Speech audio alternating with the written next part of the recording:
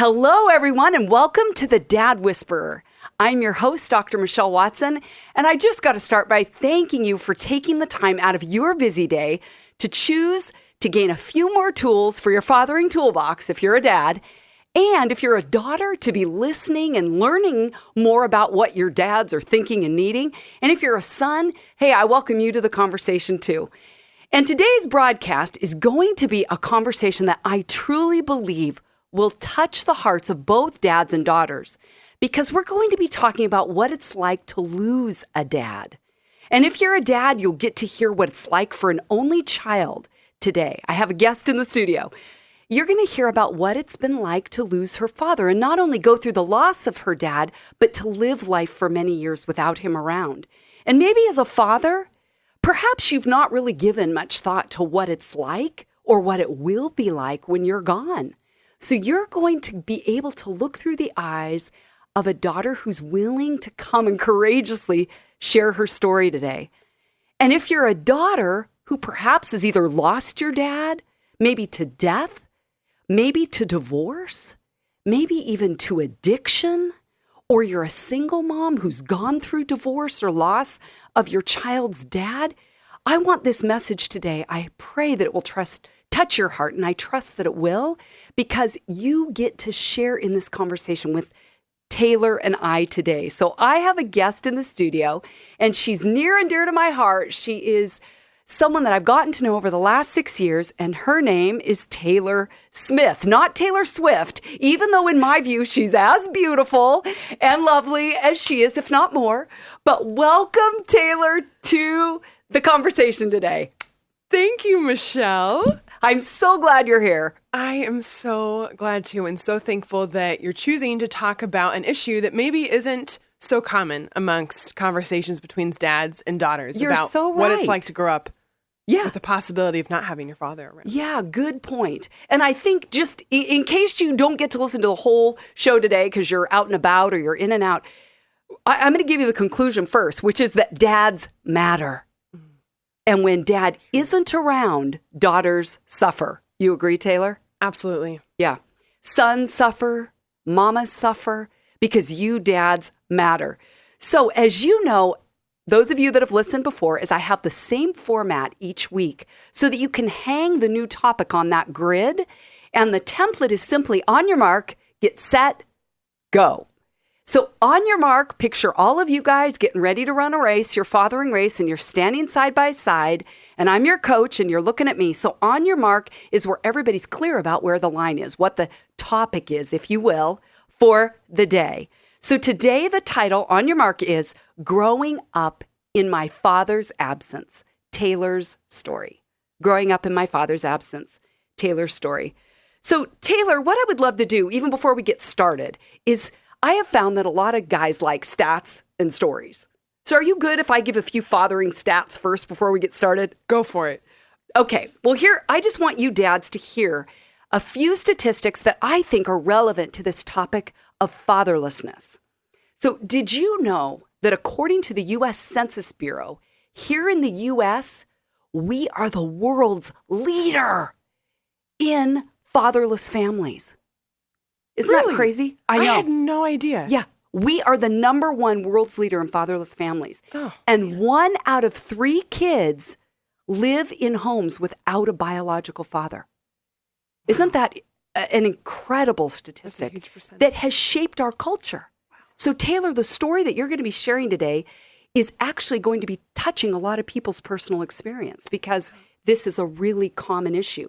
And not only that, but in my friend Joe Battaglia's 2015 book called That's My Dad, okay? And by the way, Joe is going to be joining me for an interview in a few months, but I'm really excited for you guys to meet him. But here's what he writes in his book, That's My Dad. The common denominator of many of society's ills, and he listed those out as pornography, human trafficking, abortion, rape, murder, alcoholism, teen suicide, and incarceration, can be traced back to, what do you think, Taylor? Fatherlessness. Yes, absentee fathers. He adds, it's easy to see that men who have abdicated their roles as fathers is the single greatest problem in society today. Isn't that amazing? So I say again, dads, you matter. And when you're not around, not only do we suffer as individuals, but our society suffers as well.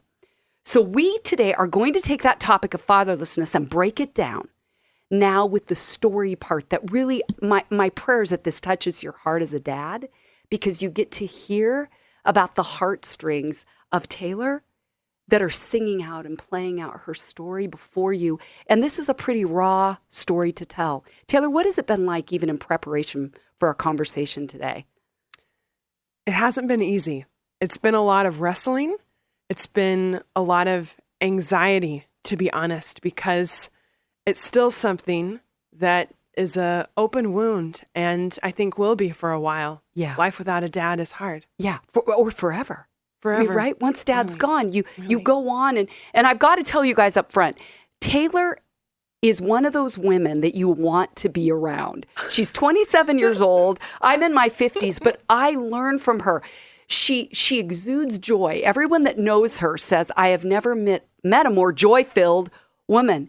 And it's, again, there's pain behind the joy because it's carved out a depth in her where she's going to talk about not only the loss and the struggle, but she's going to talk about hope. So this today is a story that isn't a perfect one or hasn't been an easy one. And I just wanted you guys to know that up front in case it may sound like too easy or she's too filled with joy. It can't have been hard, and it really has. So Taylor, what I would love to do is just start by turning the mic over to you and let you share a little bit of your story with those that are listening today. Sure. So I'll take it back to the beginning. Okay.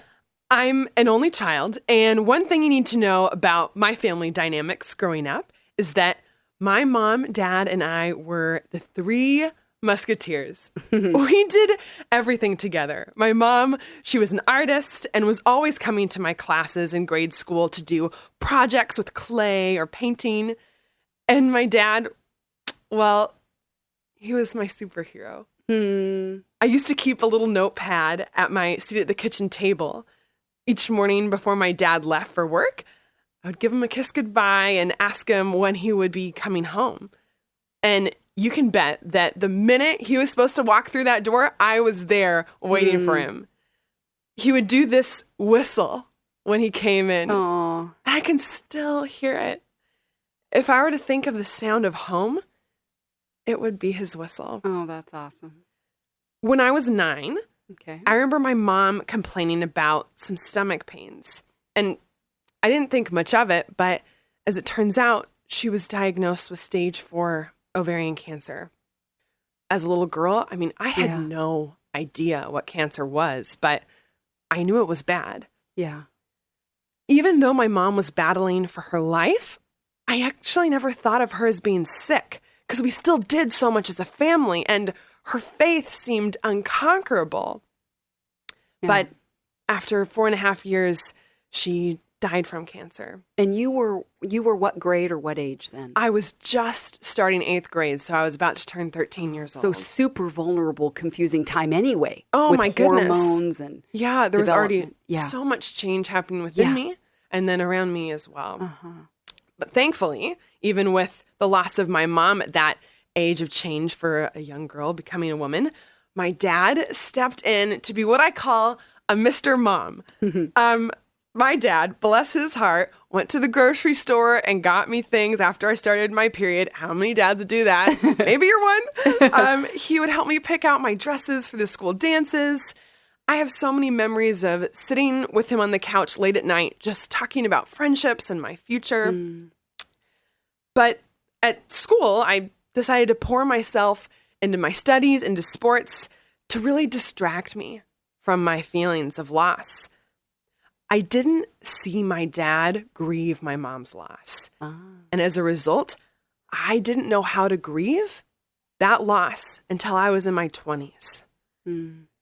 So by my sophomore year in high school, my dad ended up meeting a woman in California. I didn't feel a connection to her, and to be honest, I felt rather uncomfortable around her. But my dad loved her. He would start going down to California to see her every other weekend. And by the time I was a senior in high school, he would be gone for a week at a time and usually gone every other week. I'm not sure there was a night when my dad was gone that I didn't cry myself to sleep. And if I were to add up all those nights, it would be a lot. It was really that my dad started to have two different lives. He would go on vacations with this woman and her children, but not include me. At this point, I didn't have a mom or grandparents or siblings, so I felt really abandoned and alone. Lo and behold, a few weeks before I was to graduate high school, my dad died of a heart attack. No warning. My world and my heart completely shattered. If I thought I was alone before, I was really alone now. Yeah. But I sucked it up. I put on a smile. I tried to move on just as I'd done when I'd lost my mom. I moved across the country to study journalism at Indiana University. I was a walk-on to the rowing team and once again poured myself into athletics. It was my way of battling my inner demons. But the thing is, athletics don't fight demons. Right. Only God does. Yeah. And I wasn't including God in my life. So those lies and doubts that I wasn't worthy of being loved, that I'm a problem, as I remember my dad telling me, those lies, they grew really deep roots in my mind. I began to work out harder and at the same time feed myself less, almost like punishing myself. And before I knew it, I developed an eating disorder. I developed a really unhealthy habit to cope with loss. I actually ended up pausing from my time at Indiana University to move back to Portland for a few months to really work on my health. And it was then that I learned about the love of my Heavenly Father and how God is a Father who will never leave me, who will never abandon me, who will never tell me that I'm anything less than worthy because I'm His precious daughter. Now, 5 years later, after a lot of prayer, reflection, and opening myself to what God has planned for me, brings me here today. That is awesome. Well, if you're just joining us today, this is the Dad Whisperer, and I'm Dr. Michelle Watson here today in the studio with my friend, my dear heart friend, Taylor Smith, who is sharing today about the loss of her father. So if you're just joining us, the topic today is growing older, growing up without a father, growing up in the absence of a father, right? There's such a mixed bag there with all the nuances that impact the development of a daughter when she loses her dad. So if you're, again, just joining us and just tuning in going, what are we talking about today? Taylor is sharing from the depths of her heart about what it's like to do life in the absence of a father. So Taylor, let me ask you, now that you've set the foundation of your story, a few more questions. Like, you're saying you're an only child, you lost your mom when you were in 8th grade and your dad when you were a senior in high school, and you have no grandparents, siblings, nothing. You're here on earth very alone. Do you consider yourself an orphan, or is that not something that you use to describe yourself? Some days I do, but some days I don't. I think if my parents had both died when I was younger, I would have definitely identified as an orphan, but because my dad died when I was just turning 18, I was technically an adult. Okay. Although not really.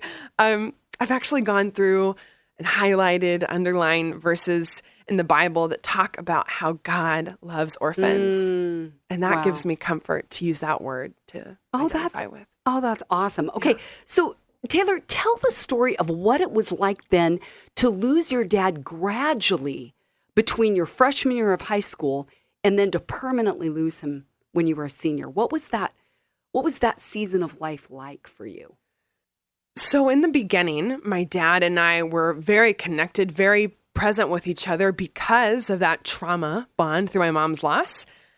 But when he started dating a woman, he would be less involved in my life because he was splitting his time between two places. Now, that's not to say that when he was with me, I mean, he was present, but when he was gone, it left such a void, and I almost couldn't trust in the times when he was there with me, because I had this idea he's just going to leave again. Yeah. So it was hard when it was inconsistent, my dad's involvement in my life, especially towards the end of his life. Ah, that makes sense. Okay, so I imagine there's probably some daughters or sons listening today who've lost their dad, either as a presence in their life or in their home.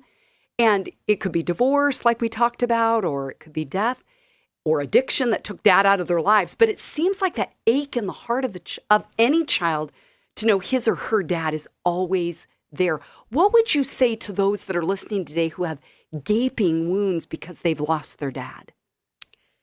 If anyone listening is anything like me, you've probably tried to blame yourself for your father's absence in your life, whether he is choosing not to be there or he's died, like he's really can't be in your life. But don't do that. Mm-hmm. Won't accomplish anything to play the blame game, you know? Yeah. We're all human and therefore we're all flawed. It's okay to miss your dad. Yeah. He's your dad. It's okay to be mad at him too.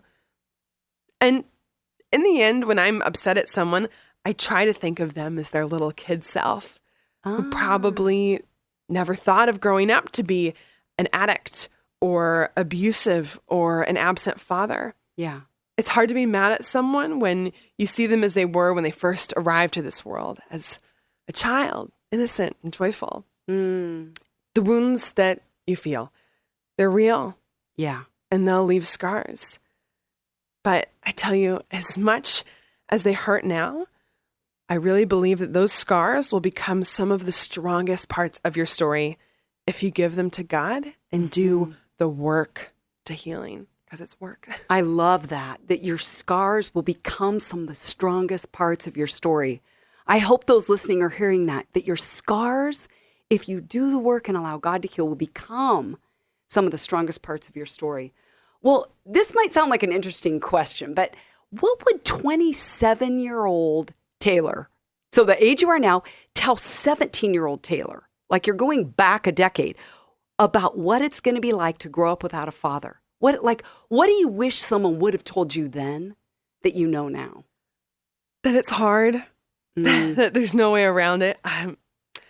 For a daughter, there are some really precious and powerful associations she has with her father. Yeah. Especially the one of her dad walking her down the aisle on her wedding day.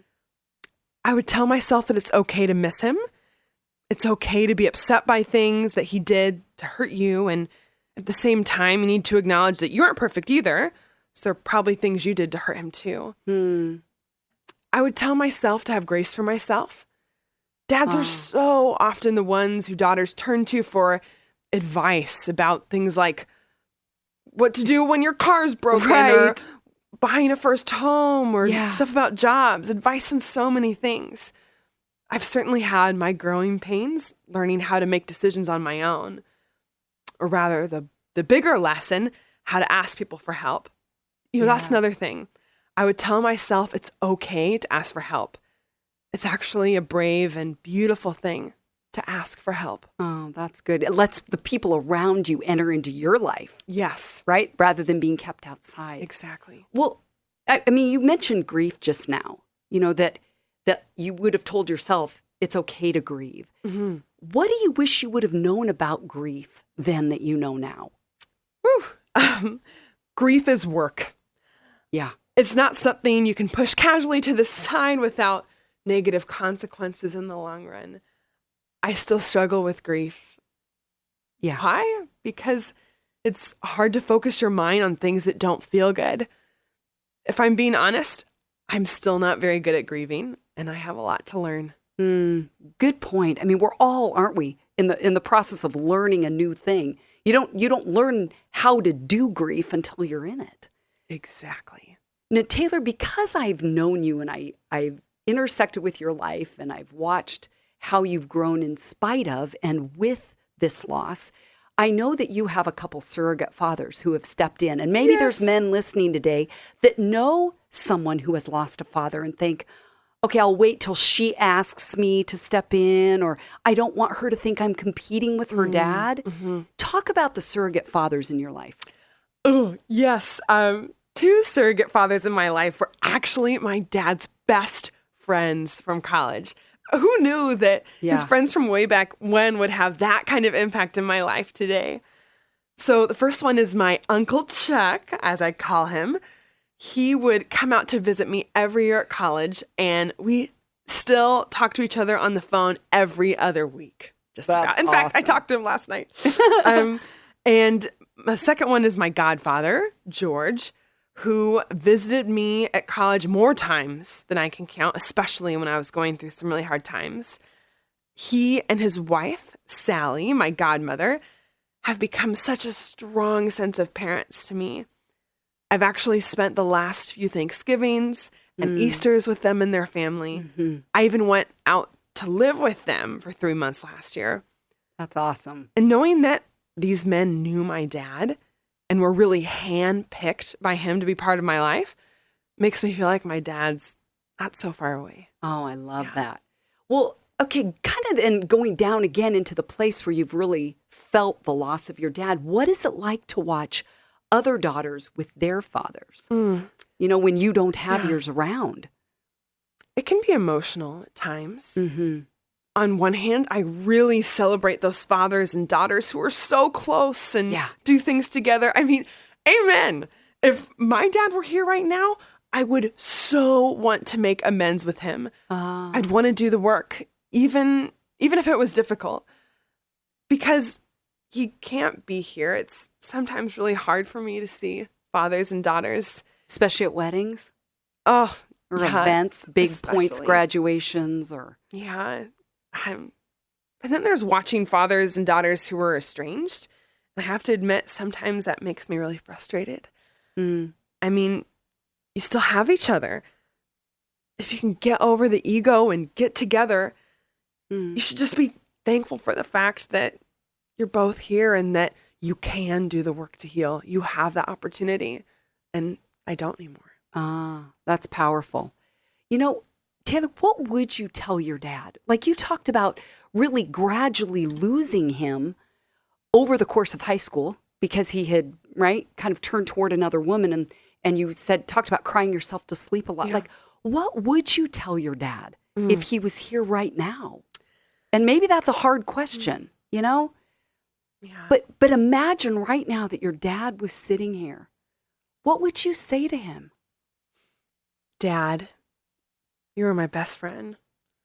In all these years without you, I feel like I've been waiting for that person who would be as much fun to be around as you were, who would play with me, laugh with me, who would make me feel safe and strong. But, you know, there's no one like you.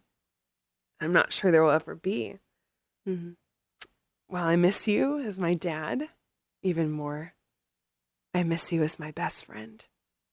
Wow. I can feel that emotion from the depths of your heart going, Dad, I miss you. I carry you with me.